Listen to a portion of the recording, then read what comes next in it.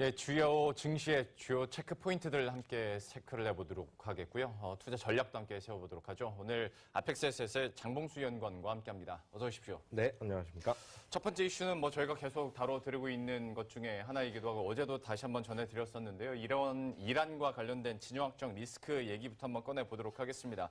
이것 때문에 국제유가가 강세를 나타내고 있고 두바이유, 브렌트유 같은 경우에는 각각 71달러, 77달러 돌파를 하기도 했는데요. 이것이 이제 당연히 미국의 에너지주에게는 상승의 호재로 작용을 했죠. 다만 국내 에너지 업종에게는 과연 이게 정제 마진이 더 민감하기 때문에 호재일까? 아니면 지정학적 리스크가 더 크게 작용할까? 고민이 많으실 것 같습니다. 아무래도 어제 저희가 짚어드리기로는 국제유가 강세로 인한 수혜를 우리가 많이 받아가기에는 좀 한계가 있을 것이다 라는 얘기도 많이 해드렸고요. 아무래도 이런 지정학적 리스크가 되다 보니까 과연 또 북미 정상회담에 초치는 건 아닌가라는 걱정거리도 있고 하다 보면 또 남북 관계에 대한 이야기도 하게 되고 사실 우리가 요즘에 관심을 갖고 있는 모든 국제 정세 뉴스는 바로 이제 북미 정상회담이나 남북 관계 개선에 도움이 되느냐 마느냐 이런 걸로 판단까지 될 정도로 요즘에 우리도 국제 시장이나 뉴스에 대해서 관심을 많이 갖고 있는데요. 앞서 말씀드린 것처럼 우리나라 에너지주 같은 경우에 정제 마진이 좀 개선이 돼야 될 텐데 이게 좀 보합권에 갇혀 있다 보니까 과연 실적이 개선이 될 수 있을까라는 생각들을 많이 하게 되는 것 같습니다. 오늘 이렇게 해서 에너지주에 대한 이야기를 한번 해봐야 될 것 같은데 뉴욕 증시부터 한번 해보도록 하죠. 직접 채굴하는 업체 입장에서야 당연히 이제 가격이 오르면 좋은 거 아니겠습니까? 하다 보니까 미국 증시에서는 강세를 기록했고 우리나라는 또 좀 달리 생각해야 되는 건데 에너지주에 대해서는 이번 상황과 관련해서 어떻게 분석하고 계십니까? 네, 말씀해 주신 대로 아주 기본적인 부분이기 때문에 일단 유가가 상승하게 되면 미국 같은 경우는 원유를 생산하는 나라이기 때문에 유가가 상승함에 따라서 원유 생산업체 수익성이 높아질 수밖에 없죠. 그래서 일단 긍정적으로 작용이 되는데 동일한 이벤트라도 우리나라는 원유를 절대적으로 수입하는 국가이기 때문에 각종 전기를 생산하는 유틸리티 산업이나 기초 석유화 그리고 섬유를 만드는 부분 그리고 철강 전반적으로 전기가 필요한 어떤 기초 산업재 부분에서 기본적인 생산 비용 증가를 초래할 수가 있고 그리고 물가 상승의 원인이 되는 상황이기 때문에 같은 이벤트라도 서로 다르게 작용이 될 수 있는 부분입니다. 근데 일단 중요한 부분은 이런 부분은 가장 기본적인 부분인데 이 이란 석유 그리고 핵 협정과 관련된 부분을 우리나라 증시에서 근본적으로 어떻게 받아들일 것인지 왜 그런 이슈가 일어났고 이런 이슈가 어떤 영향을 미칠 것인지에 대해서 조금 더 살펴볼 필요가 있다고 보여집니다. 그러니까 얘기를 해주신 것처럼 이란 핵 협정 우리가 왜 이렇게 중요하게 다루고 있느냐 보면 미국과 북한 간의 관계가 빨리 좋아져야 될 텐데 그러면 북미 정상도 잘 이루어지겠지? 네. 북미 정상회담이 잘 이루어지면 남북 관계도 다시 좋아지겠지? 네. 하다 보면 이제 경협주 네. 결국 이렇게 되는 건데 하다 보니까 어떻게든 호재거리가 좀 들려왔으면 하는 바람이고 그 중에 하나도 폼페이오 국무장관이 이제 북한을 방문하면서 돌아오면서 3명의 인질들을 같이 이렇게 석방된 인질들을 데리고 왔단 말이죠. 네. 글쎄요, 이거를 직접적으로 증시에 좋겠냐라고 여쭤보는 건 무리가 있을 수도 있겠습니다만 워낙 좀 민감한 사항이기도 하고 많은 분들이 궁금해해서 좀 영향력은 어떻게 보십니까? 일단 이 호재로 작용되게 되더라도 적용되는 대상 자체가 저는 한정적이라고 보는데 일단 그 이유는 성격상 이 북미 정상회담으로 가고 있는 도중에 이런 이벤트가 발생을 했는데 일단 북미 정상회담이든 남북 정상회담이든 어떤 이벤트 성격 자체가 비슷하기 때문에 결국 남북 정상회담으로 인해서 주목받았던 종목들이 또다시 한번 주목받을 수밖에 없게 되고 결국 그렇게 되면 소형주 위주의 어떤 테마주 위주의 흐름이 다시 한번 더 부각될 수밖에 없는 상황이라고 보여집니다. 따라서 희망사항이라고 하면 이러한 이슈 자체가 국내 증시 전반에 있어서 긍정적으로 작용을 하면서 코리아 디스카운트를 해소할 수 있는 전반적으로 체력을 끌어올릴 수 있는 부분으로 작용이 되면 좋겠지만 일단은 제가 보는 관점에서는 소형 테마주에 한정될 가능성이 높고 테마주 같은 경우는 최근에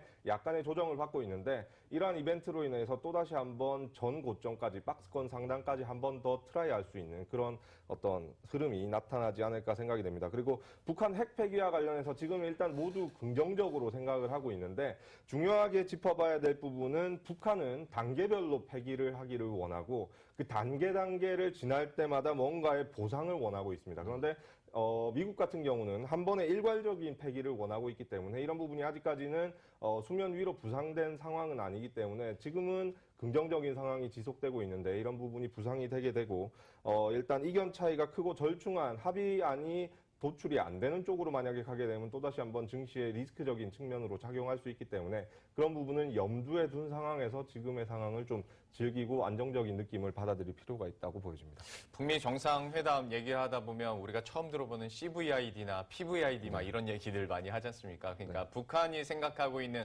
앞으로의 체제 변환과 그리고 미국이 생각하는 변환이 또 다르기 때문에 북미 정상회담을 무조건적으로 모멘텀으로 생각하기보다는 좀 차근차근 어떤 내용이 도출되는지에 따라서 대응할 필요가 있어 보입니다. 네. 좀 큰 이슈에 따라서 첫 번째 이렇게 마무리를 짓고요. 두 번째는 저는 오늘 이거 안 하려고 하다가 어쩔 수가 없어요. 주인공은 결국 바이오주 그럽니다. 오를 때도 바이오주가 올리는 모습이고 떨어질 때도 바이오주가 떨어뜨리는 모습인데요. 코스닥 지수가 어제는 또 상승을 했습니다. 바이오주의 반등 앞선 시황에서도 보셨을 텐데 다만 이제 걱정인 것은 이 강세가 연속성을 가질 수 있을 것이냐죠. 왼쪽 표 보시는 것처럼 지수 자체도 의약품 지수, 제약 지수 전체적으로 좀 약세를 기록하고 있고요. 어제 좀 반등을 하긴 했습니다만은 여전히 삼성 바이오로직스 분식 회계랄지 그리고 계속 이어지고 있는 바이오주의 고평가 논란 그리고 이제 어제도 저희가 방송 통해서 잠깐 소개는 해드렸습니다만은 바이오 기업들에 대한 이제 대출 등급을 하향 조정한다는 루머까지 돌면서 역시 전반적으로 좀 이때다 싶어 어제는 많이 팔았고 이때다 싶어 또 많이 떨어지니까 많이 사는 모습이었는데 좀 바이오주에 대한 흐름은 어떻게 보셨습니까? 네, 일단 바이오주 같은 경우는 최근 고점에서 기관 외국인들의 어떤 이익 실현성의 물량 그리고 어제는 반대로 이제 기관 외국인이 좀 저점을 잡아주는 모습을 보여주지 않았나 싶은데 일단 셀트리온의 양호한 실적 이슈가 함께 작용이 되면서 긍정적인 부분을 만들어내는 하루였습니다. 그런데 일단 이 셀트리온의 실적을 먼저 언급해보자면 일단 실적적인 이슈가 시장에서 긍정적으로 이해하고 받아들이기에는 명분상 매우 좋은 이슈라고 보여지는데 일단 이 실적의 포션보다는 기술적인 반등의 포션이 더 크다고 생각되는 부분이 일단 실적적인 부분은 셀트리온 즉 바이오 업종 내에 있는 회사들보다 실적이 더 탄탄함에도 불구하고 오르지 못하는 섹터가 있는 상황이기 때문에 실적의 포션이 그렇게 크지는 않다고 생각이 되고 특히 최근에 R&D 비용과 관련된 부분에 이슈가 있었는데 연구개발에 소요된 자금 자체가 무형자산이 아니라 비용 처리가 되게 된다면 셀트리온의 호실적 발표에도 불구하고 실질적으로 영업이익이 감소하는 효과가 있기 때문에 그런 부분을 고려하게 된다면 실적에 대한 부분은 크게 없다고 저는 생각을 하고 있습니다. 그렇기 때문에 기술적인 흐름상 더 중요한 부분이 있다고 보는데 일단 셀트리온만 보자면 올해 2월 초에 한번 조정을 크게 받은 적이 있는데 이제 그 조정 권역까지 어느 정도 온 상황에서 또다시 한번 지지를 해주는 모습을 보이고 있습니다. 따라서 일단은 지지 이후에 반등이 나타나기 때문에 최근에 어떤 낙폭의 절반에 해당하는 지점까지는 상승 가능하다고 보여지고 일단 추가적인 조정이 있더라도 반등이 나타난 이후에 또 조정이 있을 거라고 생각을 하기 때문에 일단은 당분간은 좀 반등 권역에 있지 않을까 생각을 하고 있고 삼성 바이오로직스 또한 기술적인 반등이 큰 부분이기 때문에 그런 똑같은 관점을 보고 있습니다. 그래서 일단 어제 수급상 보게 되면 특히 바이오시밀러 같은 종목들의 경우에는 기관과 외국인의 양미수가 들어오면서 어느 정도의 저점을 지지해줬기 때문에 긍정적이라고 보여지고 특히 이 바이오 종목 같은 경우는 저는 지금은 일단은 조정을 받고 변동성이 크게 나타나고 있지만 아직까지는 끝이 아니라고 보는 것이 과거 1999년도에 IT 버블이 있었는데 그때 당시에 코스닥 지수 자체가 거의 3,000포인트까지 가까이 간 상황이었습니다. 그래서 일단 지금 자체도 바이오 종목들을 보게 되면 저평가라고는 전혀 볼 수 없고 고평가 영역에 분명히 있는 것은 사실이지만 어떻게 치고 올라가는 과정 중에서 흔들림이 나타나는 것이지 일단은 지금 현재 꿈과 희망이 담겨 있는 생명 연장에 관한 부분이 이 바이오에 집중이 되어 있기 때문에 지금은 흔들리지만 결국은 더 상승할 수 있다고 봅니다. 하지만 투기에 해당되는 영역이기 때문에 항상 조심은 해야 되지만 상승 여력은 더 있다고 보기 때문에 혹시라도 지금 고점에서 어느 정도 매수를 하셔서 지금 걱정하시는 분들이 계시다면 주가를 너무 하루하루 보시지는 마시고 조금 더 여유 있게 보면서 여유 있게 보기는 힘들겠지만 여유 있게 보시면서 조금 더 나중을 생각하는 그런 자세가 필요하다고 보여집니다. 지금 나가고 있는 이 하단 문구에 대해서 제가 추가적인 질문을 하나 드려보도록 할게요. PR 73배. 네. 그래요. 사실 제약주도 뭐 70배, 80배 가는데 아직 미래산업에 더 가까운 바이오주 73배 저는 개인적으로는 이해할 수 있습니다. 미래산업이니까 꿈을 먹고 살 수 있는 거잖아요. 근데 다만 이게 어느 정도 실적이 실체화돼서 나오는 거면 73배가 이해가 가지만 네.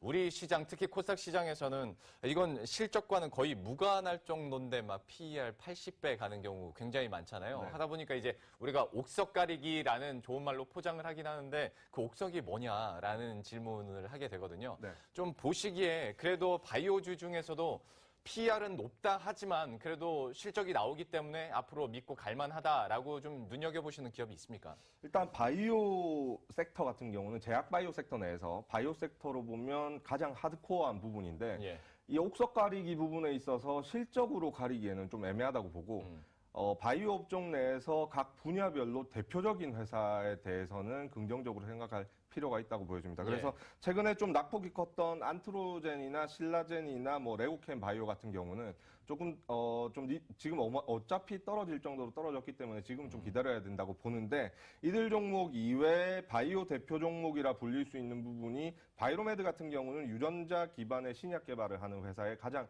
대표적인 회사이고 예. 그리고 마크로젠 같은 경우는 유전자 분석 진단에 있어서 가장 대표적인 회사 그리고 제넥신 같은 경우는 줄기세포 치료제에 있어서 가장 대표 주자인데 일단 우리나라 바이오 기업에 있어서 이들 세 개 기업이 무너지면 우리나라 바이오는 끝이라는 관점이 저는 되게 크게 작용을 그래요? 하고 있습니다. 따라서 바이오를 봤을 때 바이오 내에서 옥석 가리기를 할 때는 실적보다는 이 업종 내에서 가장 대표적인 업종 내에서 차지하고 있는 비중이 가장 큰 심리적인 비중이 가장 큰 업종이 대표적이라고 보기 때문에 특히 이들 종목 같은 경우는 바이로메드, 마크로젠, 제넥신 같은 경우는 최근에 조정에도 불구하고 기술적인 어떤 지지대는 지지하는 모습을 보이고 있기 때문에 이들 종목에 대해서 조금 더 관심을 가지는 것이 낫지 이 이외에 파생되는 종목에 대해서는 단기적인 접근만 조금 해주셨으면 하는 입장입니다. 예, 바이로메드, 마크로젠, 제넥신에 대해서 얘기를 굉장히 중요하게 해주셨기 때문에 여러분들도 꼭 기억을 해두셨으면 좋겠고요. 그러면 마지막으로 하나만 더.